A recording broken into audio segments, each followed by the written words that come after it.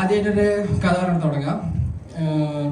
ഞാൻ 6ാം ക്ലാസ് പഠിക്കുമ്പോൾ എൻ്റെ ഒരു നാച്ചുറൽ എന്ന് പറഞ്ഞാൽ എനിക്ക് ക്ലാസ് കയറുന്ന തീരെ ഇഷ്ടമല്ല. ടിൽ ഡിഗ്രി പ്രിൻസിപ്പളൊക്കെ അറിയാം, ഇങ്ങനെ അറ്റൻഡൻസിൻ്റെ ആ ടൈമൊക്കെ ആകുമ്പോൾ മിസ് ചെയ്യാതെന്നൊക്കെ പറയാം.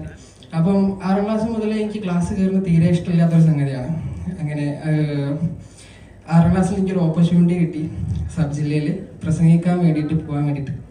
അപ്പം അങ്ങനെ നോക്കുമ്പോൾ ക്ലാസ് കയറേണ്ട എന്നുള്ളതാണ് ഏറ്റവും വലിയ പോയിന്റ്. അങ്ങനെ ഓക്കെ, ഞാൻ പ്രസംഗിക്കാം, ഞാൻ വലിയ കാണുന്ന രീതിയിൽ ഞാൻ പോയി 3 ദിവസം ക്ലാസ് കയറാണ്ട് പ്രസംഗത്തിന് വേണ്ടിയിട്ടുള്ള പ്രിപ്പറേഷൻസ് ചെയ്ത് അത് കഴിഞ്ഞ് നേരെ 4ാമത്തെ ദിവസം സബ് ജില്ലയിൽ കയറി. എൻ്റെ കൂടെ മത്സരിക്കാനുള്ള കുറേ ആൾക്കാരുണ്ട്. എല്ലാവരും കൂടി ഒരു റൂമിൻ്റെ ഉള്ളിലേക്ക് ആക്കിയിട്ട് പറഞ്ഞു, ഓരോരുത്തർക്കും സെപ്പറേറ്റ് ടോപ്പിക് കൊടുത്തിട്ട് എനിക്ക് തന്ന ടോപ്പിക് വായനയെ പറ്റിയാണ്. അങ്ങനെ ഇന്നേ വരെ ടിൽ നൗ ഒരു ബുക്ക് പോലും വായിക്കാത്ത എനിക്ക് കിട്ടിയ ടോപ്പിക്കാണ് വായനയെ പറ്റി സംസാരിക്കാൻ.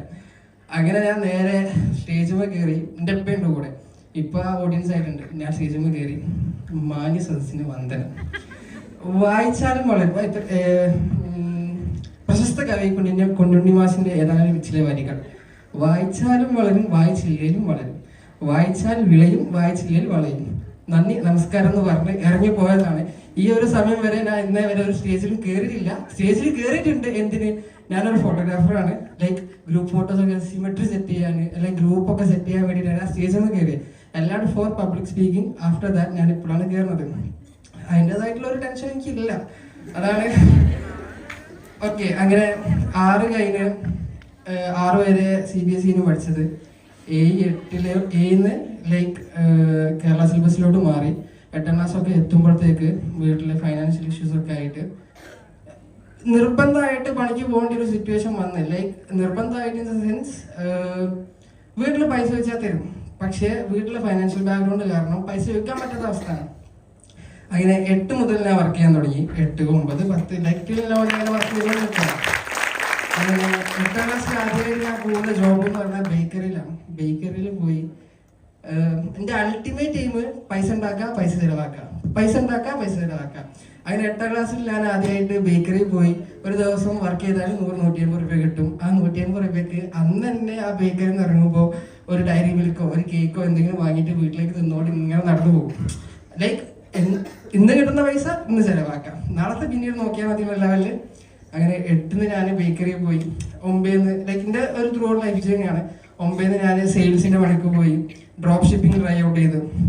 മുന്നിൽ എന്തൊക്കെ ഓപ്പർച്യൂണിറ്റീസ് കാണുന്നോ, മുന്നിൽ എന്തൊക്കെ വഴികൾ കാണുന്നോ, അതിലൊക്കെ പോയിട്ടൊന്ന് ട്രൈ ഔട്ട് ചെയ്ത് നോക്കാന്നുള്ള ലെവലിലാണ് എൻ്റെ ഒരു മൈൻഡ് സെറ്റ്. അങ്ങനെ എന്തിന്റെ ബേസ് എന്ന് പറയുന്നത് മണിയാണെന്ന് മനസ്സിലാക്കുന്ന ഒരാളാണ് ഞാൻ. ആൾക്കാർ എന്തിനാണ് വർക്ക് ചെയ്യുന്നത്? പൈസയ്ക്ക് വേണ്ടി. ആൾക്കാർ എന്താ ജീവിക്കുന്നത്? പൈസയ്ക്ക് വേണ്ടി. ആ ഒരു കോൺസെപ്റ്റുള്ള ആളാണ് ഞാൻ. അങ്ങനെ +1 10 വരെ ഓരോരോ പണികളൊക്കെ ചെയ്ത് ഇങ്ങനെ നിൽക്കുന്ന സമയത്ത് 10 കഴിഞ്ഞ് കൊറോണ സമയം വന്ന് +1 +2 എത്തി. എന്ത് ചെയ്യണം എന്നുള്ള ഫോട്ടോഗ്രാഫി ടിൽ പാഷനാണ്. 8 മുതൽ അല്ലെങ്കിൽ 5 മുതലേ ഫോട്ടോഗ്രാഫ്സ് എല്ലാം ഫോട്ടോ ഇങ്ങനെ എടുക്കുക, ട്രാവൽ ചെയ്യുക, ഫോട്ടോ എടുക്കുക, ട്രാവൽ ചെയ്യുക, ഫോട്ടോ എടുക്കുക, സൈക്കിളൊക്കെ എടുത്ത് മാക്സിമം എത്രയാണോ പോകാൻ പറ്റുന്നത് അതിന്റെ മാക്സിമം പോയിട്ട് വരാനുള്ള ലെവലിലൊക്കെ ഉള്ള ലെവലിലേക്ക് നടക്കുന്ന ഒരാളാണ് ഞാൻ. അങ്ങനെ 10ാം ക്ലാസ്സിൽ പാസ്സായി. എങ്ങനെയോ പാസ്സായി. 10ാം ക്ലാസ്സിൽ ഞാൻ ക്ലാസ്സിലേ പോയില്ല. 10ാം ക്ലാസ്സിലൊക്കെ മാക്സിമം ക്ലാസ് കട്ട് ചെയ്ത് നടക്കാനുള്ള ലെവലിലാണ്. പക്ഷെ ഞാൻ ഒറ്റയ്ക്കും നടക്കാം, ഒറ്റയ്ക്കും ഞാൻ ട്രാവൽ ചെയ്യാം. എനിക്ക് കൂടുതൽ ഇഷ്ടം ഒറ്റയ്ക്ക് നടക്കാനും ഒറ്റയ്ക്ക് ചെയ്യാനൊക്കെയാണ്. അങ്ങനെ +1 എത്തി. ത്രൂ ഇൻസ്റ്റാഗ്രാം ഹിജാബിഗ്രാഫർ എന്ന് പറഞ്ഞൊരു ഫോട്ടോഗ്രാഫറിന്റെ അണ്ടറിൽ എനിക്ക് അസിസ്റ്റന്റ് ആയിട്ട് വർക്ക് ചെയ്യാനുള്ള ഒരു ഓപ്പർച്യൂണിറ്റി കിട്ടി. അങ്ങനെ 10 കഴിഞ്ഞ് +1 ആയിട്ടേ ഉള്ളൂ. ഓപ്പർച്യൂണിറ്റി കിട്ടി. ഞാൻ ആ സമയത്ത് വെഡിങ് ഫോട്ടോഗ്രാഫിയിലൊക്കെ ഉണ്ട്. ഒരു വർക്കിന്റെ ഇടയിൽ കോൾ വന്ന് 80 ആപ്ലിക്കേഷനിൽ വന്നതിൽ നിങ്ങളെ ഷോർട്ട് ലിസ്റ്റ് ചെയ്തിട്ടുണ്ട്, മീറ്റിംഗിന് വരാൻ പറ്റുമെന്നുള്ളത്. പക്ഷേ കൊറോണ കാരണം എനിക്ക് പോകാൻ പറ്റാത്തൊരു സാഹചര്യം ഉണ്ടായത്. ഞാൻ ഓക്കെ, ഞാൻ വരാം. അങ്ങനെ ഞാൻ എങ്ങനെയൊക്കെ അവിടെ എത്തിപ്പിടിച്ച് പിന്നെ 10 +1 +2 പഠിക്കുന്ന സമയത്ത് ഞാൻ കൊറോണ ആണ്, ലോക്ക്ഡൗൺ ആണ്, കർഫ്യൂ ഉണ്ട്, പോലീസൊക്കെ ഉണ്ട്. ഞാൻ സൈക്കിൾ എടുത്തിട്ട് ട്രാവൽ ചെയ്യാൻ തുടങ്ങി. Around 20 kilometres for learning photography. അങ്ങനെയാണ് ഞാൻ എൻ്റെ ഫോട്ടോഗ്രാഫി ജേർണിയിലോട്ട് സ്റ്റെപ്പിങ് ചെയ്യുന്നത്. ഫോട്ടോഗ്രാഫി പഠിക്കണം, മുന്നിൽ എന്തൊക്കെയാണ് ഓപ്പർച്യൂണിറ്റീസ് ഉള്ളത് അത് വർക്കൗട്ട് ചെയ്ത് നോക്കാന്നുള്ളതല്ലേ. അങ്ങനെ +1 +2 കഴിഞ്ഞ് സുഹൃത്തിൻ്റെ കൂടെ ഓൺലൈൻ ക്ലാസ് ആണല്ലോ, കൊറോണ സമയമാണല്ലോ. ഓൺലൈൻ ക്ലാസ്സിൽ ക്ലാസ് ഓണാക്കി വെക്കും, വർക്കിന് പോകും.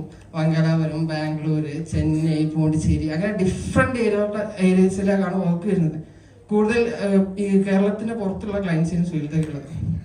അങ്ങനെ ട്രാവൽ ചെയ്യാൻ പറ്റുന്നുണ്ട്, ഫോട്ടോ എടുക്കാൻ പറ്റുന്നുണ്ട്. പക്ഷെ ഞാൻ +1 +2 എടുത്ത കോഴ്സ് എന്ന് പറയുന്നത് BHSCയിലെ JST എന്ന് പറഞ്ഞ കോഴ്സാണ്, ജൂനിയർ സോഫ്റ്റ്വെയർ ഡെവലപ്പർ. ലൈക്ക് ആ ടൈമിൽ ടെക്കി ആണോ വെച്ച് കഴിഞ്ഞാൽ എനിക്ക് ടെക്കിനോട് ഇഷ്ടമുണ്ട്. പക്ഷേ പാഷൻ ആസ് എ ഫോട്ടോഗ്രാഫർ 10 +1 +2 ഒക്കെ പഠിക്കുന്ന സമയത്ത് നമുക്ക് ഉണ്ടായല്ലോ നമ്മുടെ ഡ്രീം ജോബ് ഇത്, പാഷൻ ഇതെന്ന് പറഞ്ഞാൽ സെപ്പറേറ്റഡ് ആയിട്ട് നമുക്ക് മാറ്റി വെക്കാൻ പറ്റില്ല. അങ്ങനെ ഞാൻ സെപ്പറേറ്റ് ആക്കി മാറ്റി വെച്ച് ഓക്കെ എൻ്റെ ഡ്രീം ജോബ് എന്ന് പറയുന്നത് ഒരു കോഡിങ് സോഫ്റ്റ്വെയർ ഡെവലപ്പറാണ്, എൻ്റെ പാഷൻ എന്ന് പറയുന്നത് ഫോട്ടോഗ്രാഫിയാണ്. അങ്ങനെ +1 +2 കഴിഞ്ഞ് +1 +2 കഴിഞ്ഞപാട് ലൈക്ക് എന്ത് ചെയ്യണം എന്ന് ആലോചിച്ച് നിൽക്കുന്ന സമയത്ത് വീട്ടിൽ സ്റ്റിൽ ഫൈനാൻഷ്യൽ ഇഷ്യൂ പോകുന്നുണ്ട്, പണിക്കും പോകുന്നുണ്ട്, പൈസയും കിട്ടുന്നുണ്ട്, പൈസ ചിലവാക്കുന്നുണ്ട്. അങ്ങനെ എന്ത് ചെയ്യണം എന്ന് ആലോചിച്ച് നിൽക്കുന്ന സമയത്താണ് ലൈഫ് എങ്ങനെയെങ്കിലും സെറ്റിൽ ആക്കണം എന്നുള്ള ഒരാഗ്രഹം വന്നത്. പണ്ട് മുതലേ ഉണ്ട്, പക്ഷെ എങ്ങനെയെങ്കിലും 21 വയസ്സാകുമ്പോഴത്തേക്ക് ഒരു വീടൊക്കെ എടുത്ത് ഒരു കാറൊക്കെ ആയി ലൈക്ക് ഒന്ന് സെറ്റ് ആവണമെന്നൊരു ആഗ്രഹം.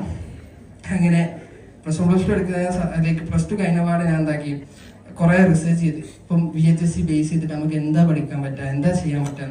അങ്ങനെ സോഫ്റ്റ്വെയർ ഡെവലപ്മെന്റ് ബേസ് ചെയ്തിട്ട് തന്നെ ഫ്ലട്ടർ എന്ന് പറഞ്ഞൊരു കോഴ്സിനെ പറ്റി ഞാൻ അറിഞ്ഞു. ലൈക്ക് ഓക്കെ ഉമർ അബ്ദുൽ സലാമിന്റെ അഡാപ്റ്റ് എന്ന് പറഞ്ഞിട്ടുള്ള എൻ്റെ കൂടെ 3 കമ്പനിക്കാരുണ്ടായിരുന്നു. അവരൊക്കെ ഞാൻ പറഞ്ഞ മോട്ടറാക്കി.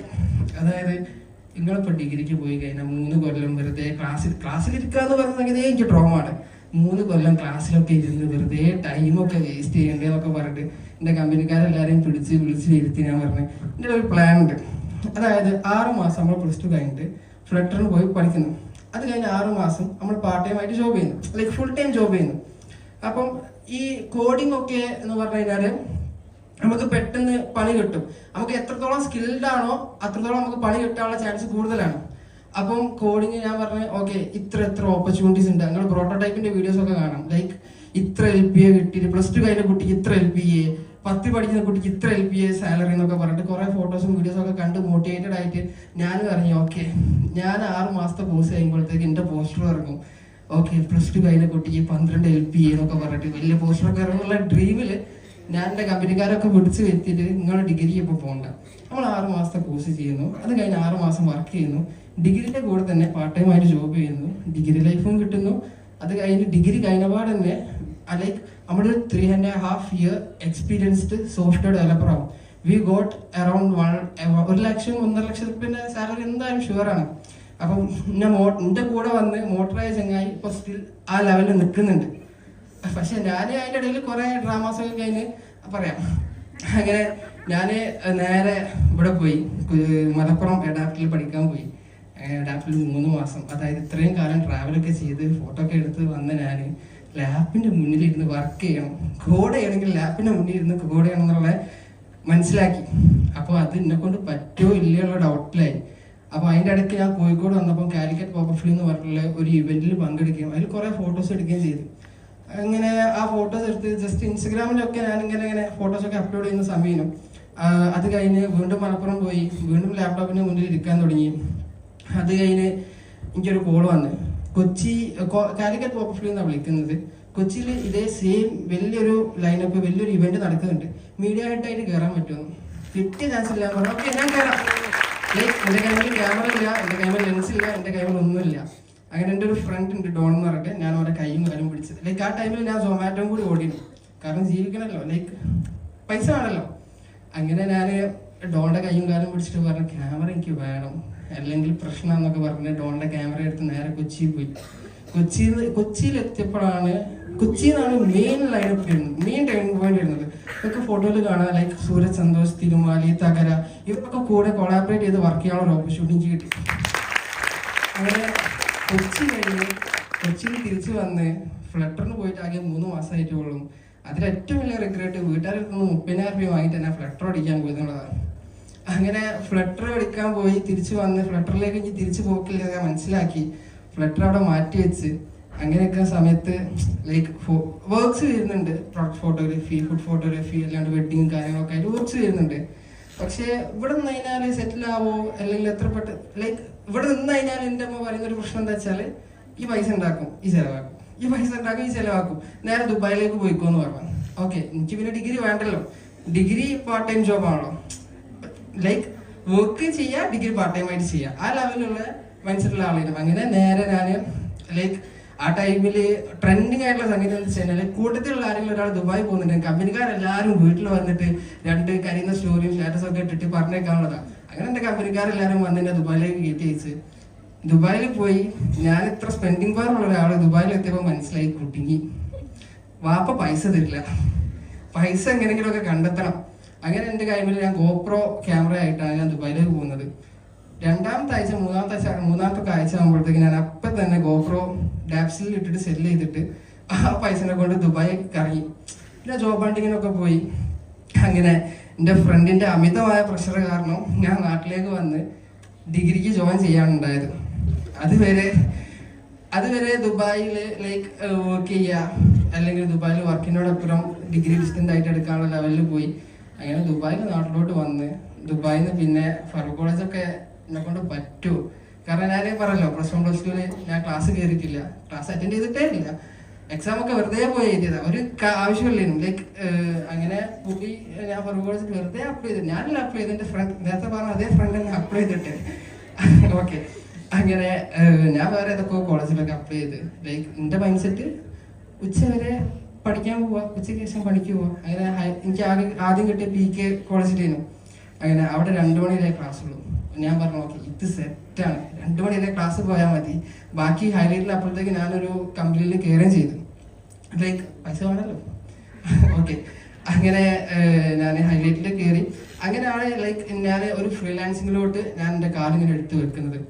പിന്നീട് അവിടെ നിന്നുള്ള ജേണി എന്ന് പറയുന്നത് ഭയങ്കര ത്രില്ലിംഗ് ആയിരുന്നു.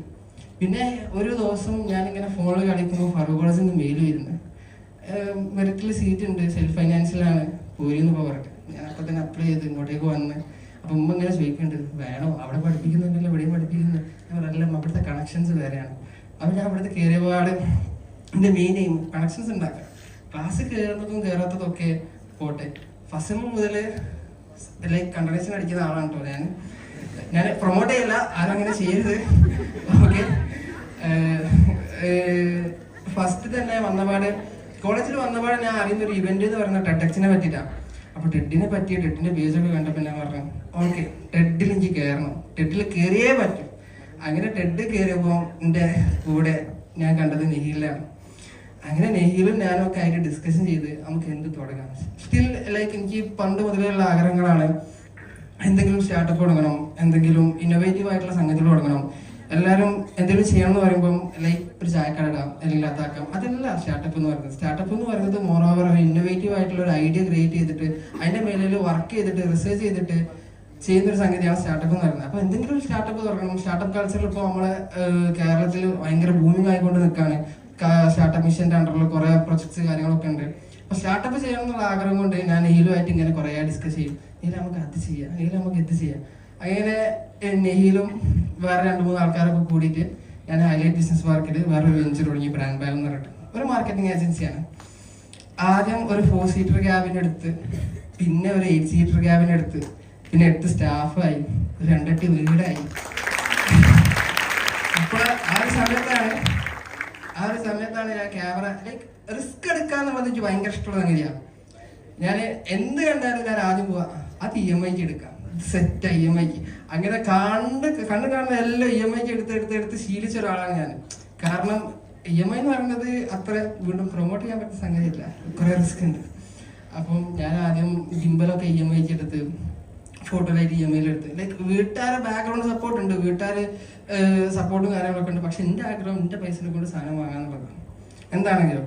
അപ്പം സാധനങ്ങളൊക്കെ എടുത്ത്, ഗിംബലെടുത്ത്, ഫോട്ടോ ലൈറ്റ് എടുത്ത്, വീഡിയോ ലൈറ്റ് എടുത്തിട്ട് ലാസ്റ്റ് ക്യാമറ എടുക്കുന്നത്. ക്യാമറ ഒക്കെ EMI എടുക്കുമ്പോഴത് ക്യാമറന്റെ EMI എന്ന് പറയുന്നത് അറൗണ്ട് 7,500 ആണ്. EMI എമൗണ്ട്സ് ഒന്നും ഞാൻ കൂടുതൽ പറയരുതെന്നുള്ള ഒരു എന്താ പറയുക റിക്വസ്റ്റ് ഉണ്ട് ഫ്രണ്ട്സുകളുടെ ഇടയിൽ ഓക്കെ. അപ്പം EMIക്ക് സാധനങ്ങളൊക്കെ എടുത്ത് ബ്രാൻഡ് ബാഗ് തുടങ്ങി. അപ്പം മന്ത്ലി അറൗണ്ട് 1 lakh അപ്പോൾ നമുക്ക് ചിലവ് വരുന്നുണ്ട്. കാരണം ലൈക്ക് ഓഫീസുണ്ട്, വീടുണ്ട്, സ്റ്റാഫിന് സാലറി കൊടുക്കണം, EMI അടിക്കണം, അതിൻ്റെ ഒപ്പരം കോളേജിൽ വരണം. നിങ്ങളൊന്ന് അടിച്ചു നോക്കി. വീട്ടിലൊക്കെ ചെറുങ്ങനെ കത്തി തുടങ്ങി. ഇതിപ്പോൾ ക്ലാസ്സിലും പോയില്ല. എക്സാം എഴുതാൻ പോയിട്ട് എക്സാം ലൈക്ക് ഒരു സെമ്മിൽ 3rd സെമ്മിലാണെന്ന് തോന്നുന്നു എക്സാമിന് ഇങ്ങനെ വണ്ടി എടുത്ത് പോവാ. അപ്പൊ ഞാൻ ആലോചിക്കുക, എക്സാമിന് പോയി കഴിഞ്ഞാൽ വെറുതെ 3 മണിക്കൂർ പോകും, ഓഫീസിൽ പോയി കഴിഞ്ഞാൽ നമുക്ക് എന്തെങ്കിലും പ്രൊഡക്റ്റീവായിട്ട് ചെയ്യാം, എന്നിട്ട് സപ്ലൈ വാങ്ങിയ ആളാണ് ഞാൻ. അപ്പം വീണ്ടും പ്രൊമോട്ട് ചെയ്യുന്നില്ലല്ലോ. ഓക്കെ, ലൈക്ക് റിസ്ക് ആണ്, എവറിത്തിങ് റിസ്ക് ആണ്. ഇപ്പം EMI എടുക്കുന്നത് പോലും റിസ്ക് ആണ്. കാരണം എൻ്റെ അമ്മ എപ്പോഴും പറയും, എനിക്ക് എന്തെങ്കിലും പറ്റിപ്പോയാൽ EMI ഒക്കെ ആരാടിക്കുക, ഹ്യൂജ് എമൗണ്ട് ആണ്. EMI ഒക്കെ ആരാടിക്കുക, എന്താക്കുന്നുള്ളത്. എൻ്റെ മുന്നിലുള്ള വാങ്ങാൻ വിൽക്കുക, പൈസ ഉണ്ടാക്കാൻ സേവാക്കുക, ഇതന്നെയാണ് എൻ്റെ റൊട്ടീൻ. എന്ത് പ്രശ്നം ഉണ്ടെങ്കിലും ഞാൻ ആദ്യം സൊല്യൂഷൻ എത്താം. അതിനാ പ്രശ്നം ഉണ്ടാക്കുന്നത്, പൈസന്റെ പേരിലല്ലേ, പൈസ കൊടുത്താൽ പ്രശ്നം കഴിയില്ലേ. ലൈക്ക് അങ്ങനെയാണ് എൻ്റെ മൈൻഡ് സെറ്റ് പണ്ട് മുതലേ ഡെവലപ്പ് ആയതുകൊണ്ട്. അങ്ങനെ ബ്രാൻഡ് ബാഗ് തുടങ്ങി. ഞാൻ പറഞ്ഞ പോലെ 6 മാസം കഴിഞ്ഞപ്പോൾ മനസ്സിലായി സംഗതി കയ്യിൽ നിന്ന് പോയി, പൊട്ടിട്ടോ. അങ്ങനെ ഞാൻ കയ്യിലും എല്ലാം ഷട്ട് ഡൗൺ ചെയ്ത്. പിന്നെ ഞാൻ ലൈക്ക് ഞാൻ പറഞ്ഞല്ലോ +1 മുതലേ ഐ ഹാവ് പ്രൊഫഷണൽ കണക്ഷൻസ്. അങ്ങനെ മെല്ലെ വർക്ക് ചെയ്ത് ഞാൻ ഹൈലൈറ്റ് ബിസിനസ് പാർക്ക് കേട്ടിട്ടുണ്ടാവും.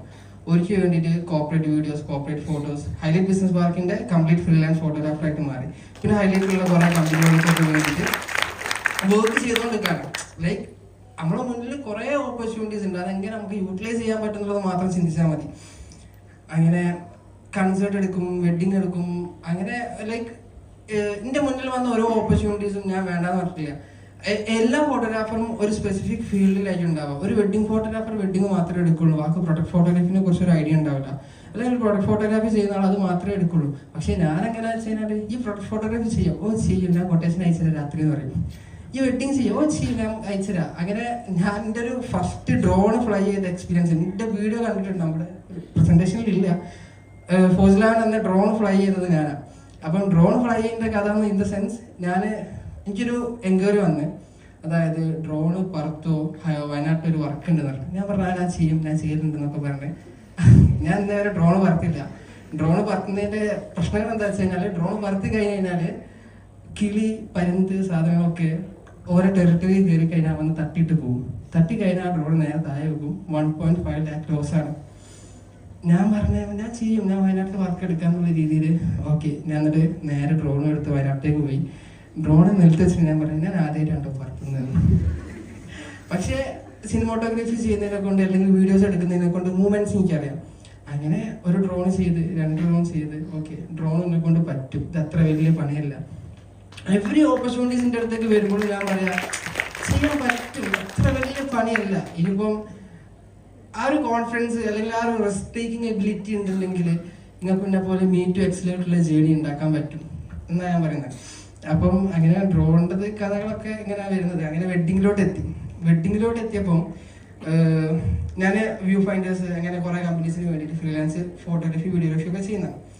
അങ്ങനെ വെഡിങ്ങിലോട്ട് എത്തി, വെഡിങ് എടുത്തെടുത്ത് തുടങ്ങി. പിന്നീട് എനിക്കിങ്ങനെ ഡൗട്ട് തോന്നി, ലൈക്ക് നമ്മൾ ഒബ്സർവ് ചെയ്യണമല്ലോ. അപ്പോൾ ഫോട്ടോസ് എടുക്കണമെങ്കിൽ നല്ലൊരു മൂമെന്റ് നമുക്ക് ഒബ്സർവ് ചെയ്യണമല്ലോ.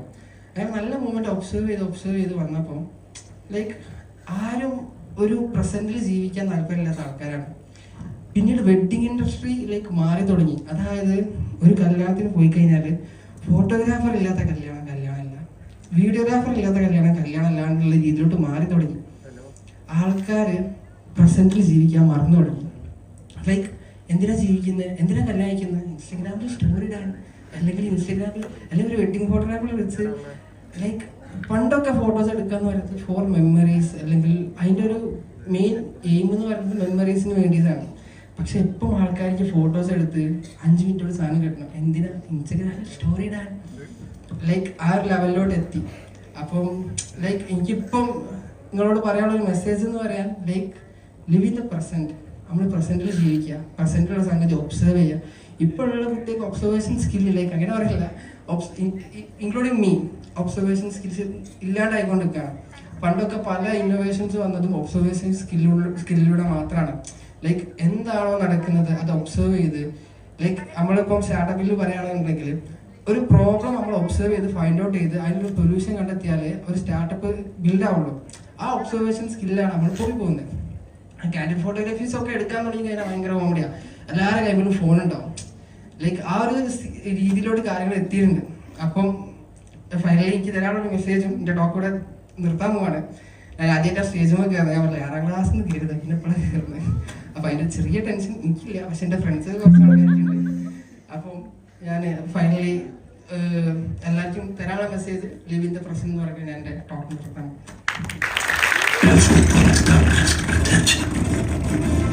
When are you gonna take it?